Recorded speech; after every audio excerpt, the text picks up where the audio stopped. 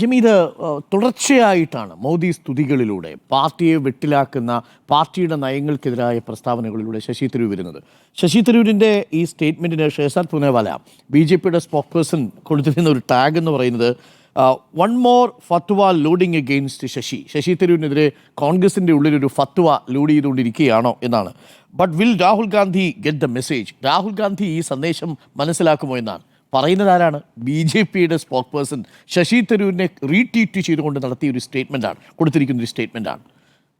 കൂടുതൽ കുരുക്കിലാക്കുകയാണോ തരൂർ? തുനിഞ്ഞിറങ്ങുകയാണോ തരൂർ? ശശി തരൂർ എത്രാം തവണയാണ് മോദിക്ക് അനുകൂലമായിട്ടും കോൺഗ്രസിനെ ബുദ്ധിമുട്ടിച്ചും ഇതിനോടകം പ്രസ്താവന നടത്തിയിട്ടുള്ളത്?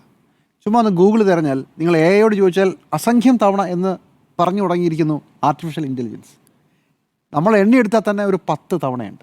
2014 മോദി അധികാരത്തെത്തിയതിനു ശേഷം സ്വച്ഛ് ഭാരത് അഭിയാൻ എന്നൊരു പരിപാടി തുടങ്ങിയപ്പോൾ ആദ്യമായി അതിനുവേണ്ടി ഇവിടെ ഇറങ്ങി. അന്ന് എല്ലാവരും കളിയാക്കി, പ്രതിപക്ഷം വളരെ വലിയ പരിഹാസം തുടങ്ങിയപ്പോൾ സ്വന്തമായി ഇറങ്ങി ക്ലീനിങ് ഒക്കെ നടത്തിയ പാർട്ടിയാണ് ശശി തരൂർ. ഏത് തരൂർ? 50 കോടിയുടെ ഗേൾഫ്രണ്ട് എന്ന് സ്വന്തം ഭാര്യയെ വിളിച്ച മോദിയെ പിന്തുണച്ച ശശി തരൂരാണ് നമ്മൾ അന്ന് കണ്ടത്.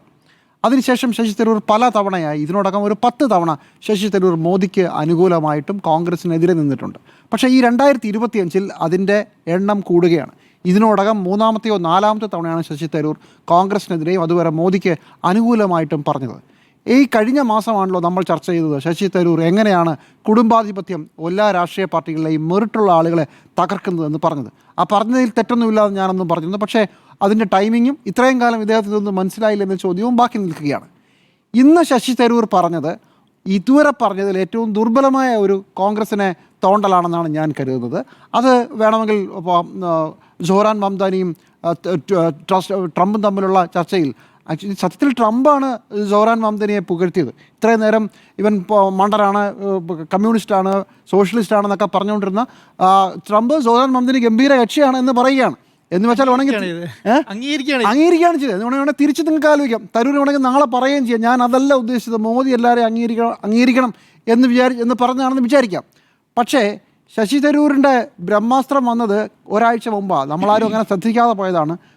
ബീഹാർ തെരഞ്ഞെടുപ്പിന് 4 ദിവസത്തിന് ശേഷം ഒരു സ്പെഷ്യൽ വോട്ടർ പട്ടിക തീവ്ര പരിഷ്കരണത്തെ കുറിച്ചുള്ള ഭാവി, അതിനേക്കുള്ള ആക്രമണങ്ങളെക്കുറിച്ച്, അതിൻ്റെ വിശദാംശങ്ങളെക്കുറിച്ച് ചർച്ച ചെയ്യാൻ ഡൽഹിയിൽ കോൺഗ്രസിന് ഒരു യോഗം നടന്നു.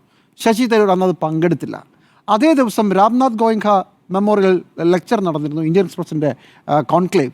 അവിടെ പ്രധാനമന്ത്രി നരേന്ദ്രമോദിയാണ് പങ്കെടുത്തത്. അതിൽ ശശി തരൂർ പങ്കെടുത്തു എന്ന് മാത്രമല്ല, ശശി തരൂരിൻ്റെ അതിനകത്തെ വരി വളരെ പ്രധാനപ്പെട്ടതാണ്. അദ്ദേഹം ട്വീറ്റ് ചെയ്തത്, എനിക്ക് വല്ലാതെ ചുമയും ജലദോഷവും ഉണ്ടായിട്ടും ഞാൻ പ്രധാനമന്ത്രിയുടെ ഈ പരിപാടിയിൽ പങ്കെടുത്തതിൽ ഒരു വലിയ ഭാഗ്യമായി ഞാൻ കരുതുന്നു. പ്രധാനമന്ത്രി ഒരു ഗംഭീര കക്ഷിയാണ് എന്ന് പറയുക മാത്രമല്ല, അദ്ദേഹം പറഞ്ഞത് അതിൻ്റെ എക്കണോമിക് ഔട്ട്ലുക്കും കൾച്ചറൽ കോൾ ഫോർ ആക്ഷനും അതിഗംഭീരമാണ്. എല്ലാവരും പറയുന്നു പ്രധാനമന്ത്രി ഒരു മുഴുവൻ സമയ എലക്ഷൻ മോഡിലാണ് വർക്ക് ചെയ്യുന്നത്. പക്ഷേ ഇതൊരു എമോഷണൽ മോഡാണ്, ജനത്തിന് വേണ്ടിയാണ്. ഇത്രയൊക്കെ ശശി തരൂർ പറഞ്ഞു കഴിഞ്ഞു. അത് വെച്ച് നോക്കുമ്പോൾ ഇന്നത്തേതൊന്നുമല്ല കേട്ടോ. സത്യത്തിൽ ഒരു കപ്പൽ മുങ്ങാൻ തുടങ്ങുമ്പോൾ ആദ്യം മനസ്സിലാകുന്നത് എലികളാണ് ചാടുക. ഒരു സർക്കാർ, ഒരു ഭരണം മാറുകയാണെങ്കിൽ അത് ആദ്യം മനസ്സിലാവുക ബ്യൂറോക്രാറ്റ്സിനാണ്.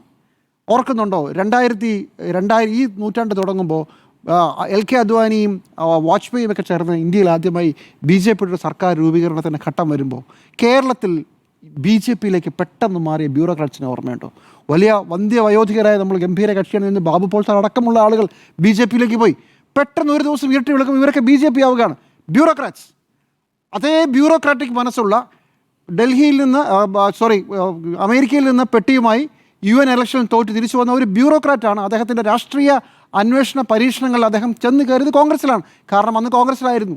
ഇപ്പോൾ ഇന്ന് BJPയുടെ കാലത്താണ് അദ്ദേഹം വന്നിരുന്നെങ്കിൽ ഉറപ്പായിട്ടും ശശി തരൂർ BJPക്കാരനായനെ.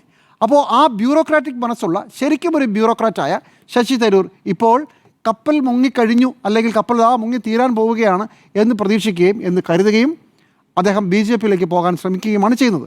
പക്ഷേ ശശി തരൂരിനെ പോലെ ഒരു വളരെ പ്രധാനപ്പെട്ട കോൺഗ്രസിൻ്റെ നേതാവിന് അങ്ങനെ പെട്ടെന്ന് BJPയിൽ പോകാനാവില്ല. അപ്പോൾ പരമാവധി മോദിയെ സ്തുതിച്ചുകൊണ്ടേയിരിക്കുക, അങ്ങനെ കോൺഗ്രസിന് അലോസരം ഉണ്ടാക്കിക്കൊണ്ടേയിരിക്കുക. ഒരു രക്ഷയുമില്ലാതെ വരുമ്പോൾ കോൺഗ്രസിൻ്റെ ഭാഗത്തൊരു നടപടി ഉണ്ടാകുമെന്ന് തരൂർ വിചാരിച്ചു.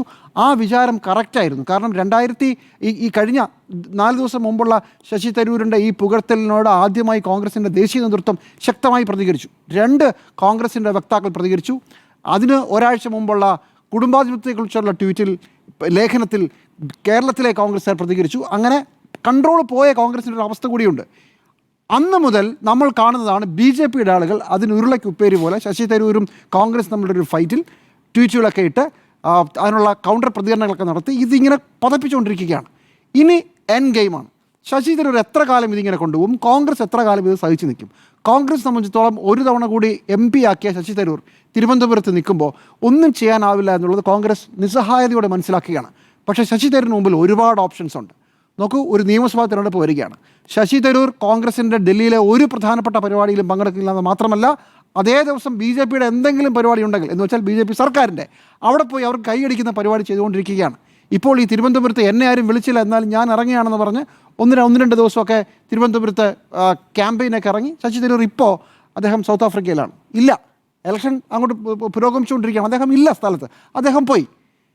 തരൂറിൻ്റെ പ്ലാൻ എന്തായിരിക്കും? തരൂർ, ഞാൻ വിചാരിക്കുന്ന അധികകാലം കോൺഗ്രസ് തുടരില്ല. തരൂർ കോൺഗ്രസിൽ നിന്ന് രാജിവെക്കും. കോൺഗ്രസിന് രാജിവെക്കുന്നതോടൊപ്പം MP സ്ഥാനവും രാജിവെക്കും തിരുവനന്തപുരത്തെ. അങ്ങനെ കോൺഗ്രസ് പെടുത്താനാണ് പോകുന്നത്.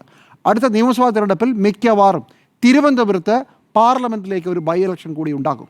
അങ്ങനെ വന്നാൽ ശശി തരൂരിനോട് വെറും 15,000 വോട്ടിന് തോറ്റ രാജീവ് ചന്ദ്രശേഖർ ആയിരിക്കും BJPയുടെ സ്ഥാനാർത്ഥി. തരൂർ ഇപ്പുറത്ത് നിന്ന് ക്യാമ്പയിൻ ചെയ്താൽ എന്ത് ചെയ്യും കോൺഗ്രസ്? അങ്ങനെ ഒരു മാസ്റ്റർ പ്ലാനിലേക്കാണ് കാര്യങ്ങൾ പോകുന്നതെന്നാണ് ഞാൻ കരുതുന്നത്. തരൂർ അതുകൊണ്ടാണ് ഇത്ര കാര്യമായി കോൺഗ്രസിൻ്റെ പിന്നെ ചൊറിയാൻ പറ്റുന്ന എല്ലാ അവസരങ്ങളിലും, കോൺഗ്രസിനെ കളിയാക്കാൻ പറ്റുന്ന എല്ലാ ദിവസങ്ങളിലും, കോൺഗ്രസിനെ അപമാനിക്കാൻ പറ്റുന്ന എല്ലാ മുഹൂർത്തങ്ങളിലും അത് വിടാതെ പ്രയോഗിച്ചുകൊണ്ടിരിക്കുന്നത്. തരൂരിൻ്റെ പ്ലാൻ എൻ ഗെയിമിലേക്ക് അടുക്കുകയാണ്. തരൂർ ഈ നിയമസഭാ തെരഞ്ഞെടുപ്പിന് മുമ്പ് MP സ്ഥാനം രാജിവെക്കാനുള്ള എല്ലാ സാധ്യതയുമുണ്ട്.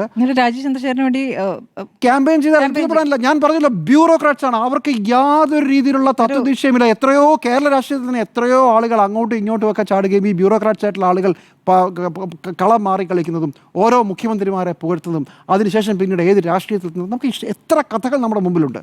തരൂർ അതാണ് ചെയ്യാൻ പോകുന്നത്. കപ്പൽ മുങ്ങുമ്പോൾ എലികൾക്ക് കാര്യം മനസ്സിലാകുന്നത് പോലെ, കാര്യങ്ങൾ പന്തിയല്ലാന്ന് തോന്നുന്നത് ആദ്യം ബ്യൂറോക്രാറ്റുകൾക്ക് മനസ്സിലാകും എന്നതുപോലെ ശശി തരൂർ രാഷ്ട്രീയത്തിൽ അടുത്ത ചാട്ടത്തിനുള്ള കളം ഒരുക്കിക്കൊണ്ടിരിക്കുകയാണ്.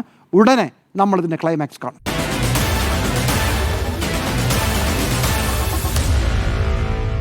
Meet the editors.